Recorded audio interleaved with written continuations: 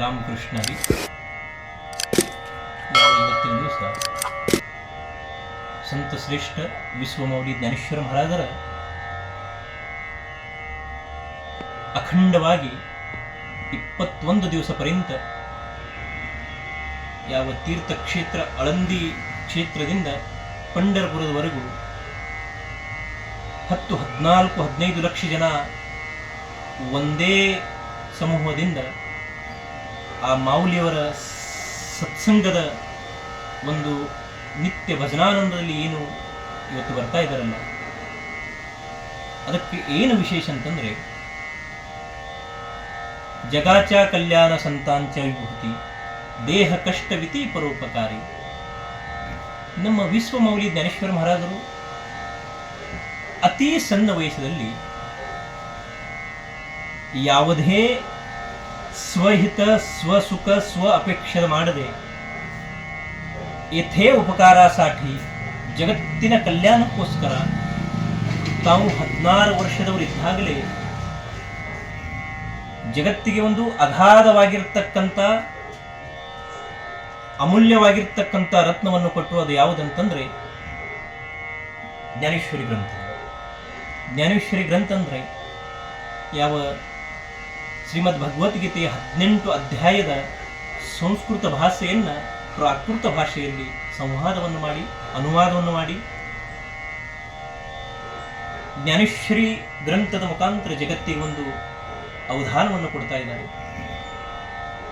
16 ವರ್ಷಕ್ಕೆ ಅವರು ಬಂದಿರತಕ್ಕಂಥ ಕಾರ್ಯ ಮುಗೀತು ಅಂತಂದ್ರೆ,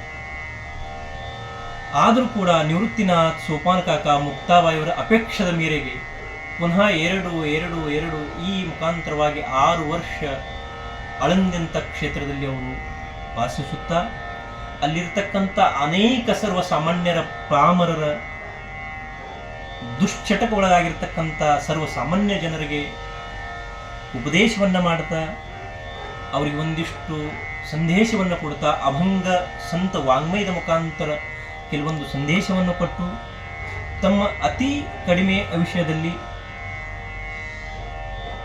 1400 ವರ್ಷ ತಪಶ್ಚರ್ಯನ್ನ ಮಾಡಿ ಆ ಆಳಂದಿ ಕ್ಷೇತ್ರಕ್ಕೆ ಬಂದಿರತಕ್ಕಂಥ ಯೋಗಿ ಚಾಂಗದೇವ್ ಮಹಾರಾಜರು ಕೂಡ ನಮ್ಮ ಜ್ಞಾನೇಶ್ವರ ಮಹಾರಾಜರು 16 ವರ್ಷದ ಬಾಲಕನ ಹತ್ರ ಬಂದು ಸಾಷ್ಟಾಂಗ ದಂಡವತವನ್ನು ಹಾಕ್ತಾ ಇದ್ದಾರೆ. ಯಾಕಂತಂದ್ರೆ ಇಲ್ಲಿ 1400 ವರ್ಷ ತಪಶ್ಚರ್ಯನ್ನ ಮಾಡಿದರೂ ಕೂಡ ನಮ್ಮ 16 ವರ್ಷದ ವಿಶ್ವಮೌಲಿ ಜ್ಞಾನೋಪರ ಅಂತಕ್ಕಂಥ ಮಹಾನ್ ಯುಗ ಪುರುಷರ ಸಾಷ್ಟಾಂಗ ದಂಡವತವನ್ನು ಹಾಕ್ತಾ ಇರಬೇಕಾದ್ರೆ ನಮ್ಮ ಮೌಲಿಯವರು ಜ್ಞಾನ ಅಂತಕ್ಕಂಥದ್ದು ಸಾಮಾನ್ಯ ಅಲ್ಲ. ಯಾಕಂದ್ರೆ ಜ್ಞಾನಿಯಾಂಚ ರಾಜ ಅಂತ ಅವರಿಗೆ ಭೇದಾವಳಿ ಕೊಟ್ಟಿದ್ದಾರೆ. ಯೋಗಿಯಾಂಚಿ ಮಾವುಲಿ, ಹೌದಲ್ಲ, ಜೇನೇ ನಿಗಮವಲ್ಲಿ ಪ್ರಕಟಕೀರಿ. ಅಷ್ಟೇ ಅಲ್ಲ, ಇನ್ನೊಂದು ವಿಶೇಷ ಏನಂತಂದ್ರೆ ಅವರು ಜೀವನ ಹಯಾತೀತವಾಗಿರಬೇಕಾದ್ರೆ ನಿವೃತ್ತಿನಾಥ್, ಸೋಪಾನ ಕಾಕ ಮತ್ತು ನಮ್ಮ ಜ್ಞಾನೇಶ್ವರ ಮಹಾರಾಜರು ಮತ್ತು ಮುಕ್ತಾಯಿ, ಈ 4 ಜನ ಇರಬೇಕಾದ್ರೆ ನೀವು ಸರ್ವಸಾಮಾನ್ಯರು ನಾವೇ ಇರಬೇಕಾದ್ರೂ ಕೂಡ ಯಾವುದೇ ಒಬ್ಬರು ಕೂಡ ಅವರಿಗೆ ಸಹಕಾರ ಸಲಹೆಯನ್ನು ಕೊಡಲಿಲ್ಲ.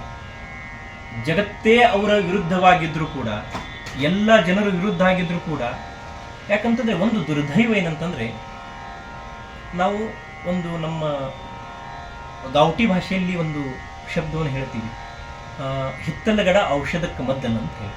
ಅಲ್ಲಿ ಯಾವುದೇ ಜನ ಅವರಿಗೆ ಸ್ವೀಕಾರ ಮಾಡಲಿಲ್ಲ, ಯಾರು ಕೂಡ ಅವರಲ್ಲಿ ಹತ್ರ ಹೋಗಲಿಲ್ಲ, ಒಂದಿಷ್ಟು ಭಿಕ್ಷೆಯನ್ನು ಕೂಡ ಅವ್ರಿಗೆ ಹಾಕಲಿಲ್ಲ, ಅವರಿಗೆ ಊರಿಂದ ಧಿಕ್ಕಾರವನ್ನು ಹಾಕಿದ್ರು. ಇದು ಎಷ್ಟು ವಯಸ್ಸದಲ್ಲಿ ಅಂದರೆ 16 ವರ್ಷದಲ್ಲಿ. ಇಷ್ಟು ಸಣ್ಣ ವಯಸ್ಸು ಇದ್ರೂ ಕೂಡ ನಮ್ಮ ತುಕಾರಾಮ್ ಮಹಾರಾಜರು ಒಂದು ಮಾತನ್ನು ಹೇಳ್ತಾ ಇದ್ದಾರೆ, ತುಕಾಮನೆ ತೇಚಿ ಸಂತ ಸೋಸಿ ಜಗಾಚ ಆಘಾತ. ಜಗತ್ತಿನ ಆಘಾತವನ್ನು ಸಹನ ಮಾಡುವ ಶಕ್ತಿ ಸಾಮರ್ಥ್ಯ ಯಾರಲ್ಲಿ ಇರ್ತಾರೋ ಅವನು ಮಾತ್ರ ಸಂತನಾಗಲಿಕ್ಕೆ ಸಾಧ್ಯ. ಯಾರು ಕೋನಿನಿಂದ ಕೋನಿ ವಂದ, ಯಾರು ವಂದನೆ ಮಾಡಲಿ ಯಾರು ನಿಂದನೆ ಮಾಡಲಿ. ಯಾಕಂತಂದ್ರೆ ಅವರು ವಿಶೇಷ ಏನಂತಂದ್ರೆ ಸಹಜ ಬೋಲನೆ ಹಿತ ಉಪದೇಶಿ. ಒಂದು ಪ್ರಸಂಗದಲ್ಲಿ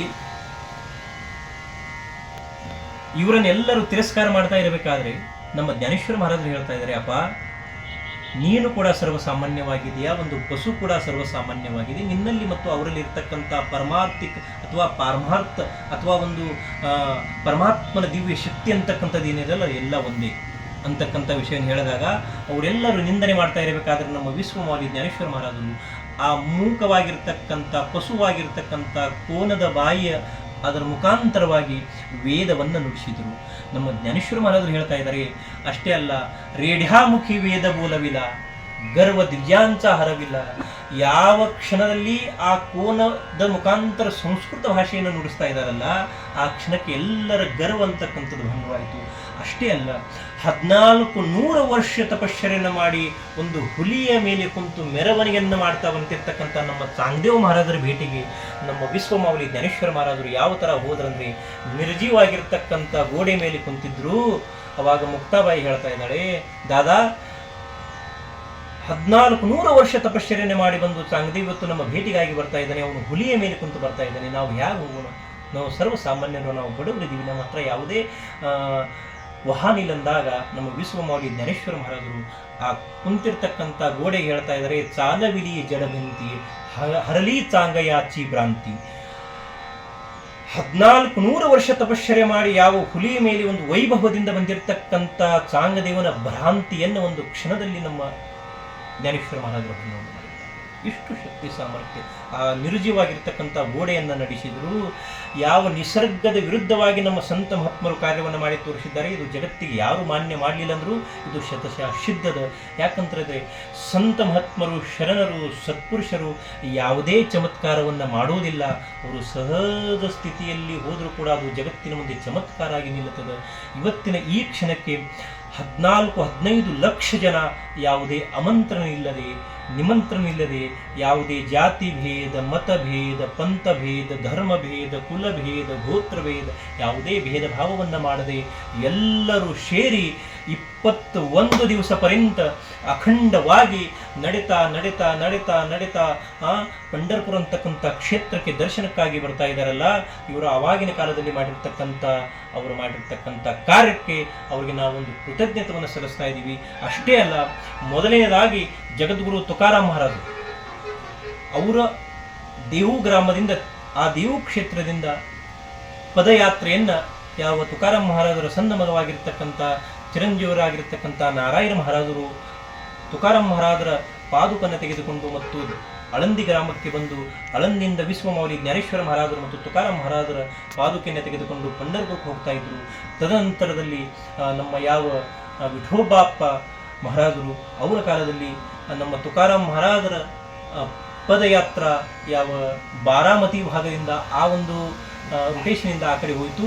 ನಮ್ಮ ವಿಶ್ವಮಾವಲಿ ಜ್ಞಾನೇಶ್ವರ ಮಹಾರಾಜರು ಒಂದು ಪಾಲಿಕೆಯನ್ನು ಬೇರೆ ಮಾಡಿ ಯಾವ ಸಾಸ್ವಡ್, ಜೇಜೂರಿ, ಪಲ್ಟನ್, ವಾಕ್ರಿ ಈ ಮಾರ್ಗದಿಂದ ಹೋಗಿ ಪುನಃ ವಾಕ್ರಿಯಲ್ಲಿ ಎಲ್ಲರೂ ಒಂದು ಕೂಡಿ. ಅಷ್ಟೇ ಅಲ್ಲ, ಎಲ್ಲ ಸಂತ ಮಹಾತ್ಮರ ಶರಣರ ಅನೇಕ ಪಾಲಿಕೆ, ಇಲ್ಲಂದ್ರೆ ಒಂದು 25-30 ಪಾಲಿಕೆ ಒಂದೇ ಸ್ಥಳದಲ್ಲಿ ಇಲ್ಲಿ ಕೂಡ್ತಾವೆ. ಇಲ್ಲಿ ನಿವೃತ್ತಿನಾಥರು ನಾಶಿಕ್ದಿಂದ ಬಂದಿರ್ತಾರೆ.